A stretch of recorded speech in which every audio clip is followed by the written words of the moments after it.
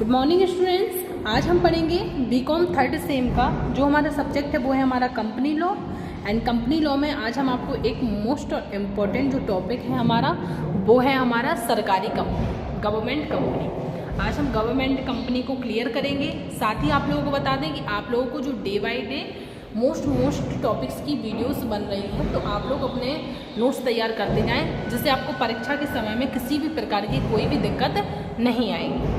आज हम आपको पढ़ाएंगे कि सरकारी कंपनी क्या होती है और सरकारी कंपनी की विशेषताएं क्या होती हैं। देखिए, कंपनी अधिनियम 2013 के द्वारा कोई भी सरकारी कंपनी से आशय एक ऐसी कंपनी से होता है जिसकी चुकता अंश पूंजी कम से कम 91% भाग केंद्रीय सरकार या किसी राज्य के द्वारा निर्गमित हो। सीधी सी बात है कि अगर कोई कंपनी है और उस कंपनी में 51% जो अंश हैं वो गवर्नमेंट के हों, केंद्रीय सरकार या किसी और सरकार के थ्रू रजिस्टर्ड हो, तो ऐसी कंपनी हमारी सरकारी कंपनियां कहलाती हैं, जिनका संचालक भी सरकार करती है, चलाती भी सरकार है, मतलब एम्प्लॉयर को नियुक्ति भी सरकार करती है। सभी प्रकार के काम सरकार के द्वारा होते हैं और 51% से ज़्यादा शेयर सरकार इशू करती है ना। तो ऐसी कंपनी हमारी सरकारी कंपनी कहलाती है।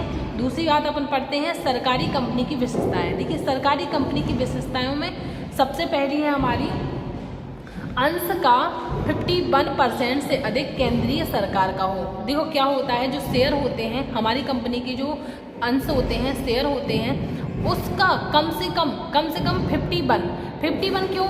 देखो, कभी क्या होता है कि अगर 51 किसी भी व्यक्ति का हुआ तो 51 अगर किसी व्यक्ति का हुआ तो उसका मालिक कौन होगा? व्यक्ति होगा, तो वो सरकारी कंपनी नहीं कहलाएगी। लेकिन अगर 51, देखो क्या होता है, कोई भी शेयर हो तो वो 100% होते हैं। उसमें अगर 51% मतलब आधे से थोड़ा ज़्यादा, अगर 51% सरकार के हित में है, अंश अगर 51% से ज़्यादा सरकार के हित में है, तो सरकार का दायित्व ज़्यादा रहेगा, सरकार का अधिकार ज़्यादा रहेगा, तो वो सरकारी कंपनी कहलाएगी। और अगर 51 किसी व्यक्ति का हुआ तो वो सरकारी कंपनी नहीं कहलाएगी, क्योंकि अब जितना जिनके शेयर होंगे उतना उनका अधिकार होगा, है ना। तो अंश का 51% से अधिक केंद्रीय सरकार का होना ही चाहिए। दूसरा है हमारा सरकारी कंपनी की सहायता। सरकार की कंपनी की सहायक कंपनी को भी सरकारी कंपनी माना जाएगा। क्या होता है कि सरकारी कंपनी जो होती है उसकी अगर कोई सहायक कंपनी है, कोई भी अगर उसकी सहायक कंपनी है तो उसको भी सरकारी ही कंपनी माना जाएगा, प्राइवेट कंपनी नहीं माना जाएगा। जब देखो सरकारी कंपनी है, सीधी सी बात है कि सरकारी कंपनी है, और अगर उसकी कोई सहायक कंपनी भी है, कोई भी उसकी अगर सहायक कंपनी है, तो उस कंपनी को भी हम सरकारी ही कंपनी मानेंगे, प्राइवेट कंपनी नहीं मानेंगे।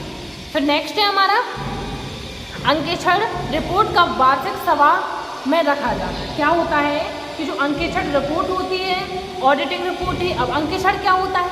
अंकेक्षण का मतलब होता है कि अगर जो कंपनी के जो अकाउंट होते हैं, जो अकाउंट तैयार किए जाते हैं, उन अकाउंट तैयार किए हुए अकाउंट की जांच पड़ताल कराना, किस तरीके से उसकी जांच पड़ताल हो रही है, किस तरीके से उसको मतलब कहीं कुछ गलती तो नहीं हो गई है, कहीं ट्रांजैक्शन छूट तो नहीं गए हैं, लेन देन में प्रॉब्लम तो नहीं हो गई है, तो उन सभी चीज़ों को देख रेख कराना, जांच पड़ताल कराना, ये हमारी ऑडिटिंग कहलाती है। और जो हमारी ऑडिटिंग की रिपोर्ट है वो वार्षिक सभा में रखा जाना, तभी तो पता चलेगा कि संस्था में कितना प्रॉफिट हो रहा है, कितना लॉस हो रहा है, संस्था कितने प्रॉफिट में, कितने लॉस में, ये सब चीज़ों का हमें छोटी छोटी चीज़ों का पता चल सकेगा। तो ये क्या है हमारी सरकारी कंपनी की विशेषताएं। एक बार और हम इनको देख लेते हैं। देखो, अंश का 51% से अधिक केंद्रीय सरकार का हो।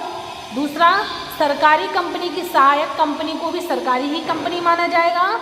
एंड तीसरा, अंकेक्षण रिपोर्ट को वार्षिक साधारण सभा में रखा जाना। साथ ही आप लोगों को बता दें कि आप लोगों को जो day by day topic by topic most videos बनाई जा रही हैं, तो आप लोग अपने नोट्स तैयार करते जाएं, जिससे आपको परीक्षा के समय में किसी भी प्रकार की कोई भी दिक्कत नहीं आएगी। अब आप लोग ये नोट कर लें, फिर हम आपको आगे पढ़ा रहे हैं। Thank you.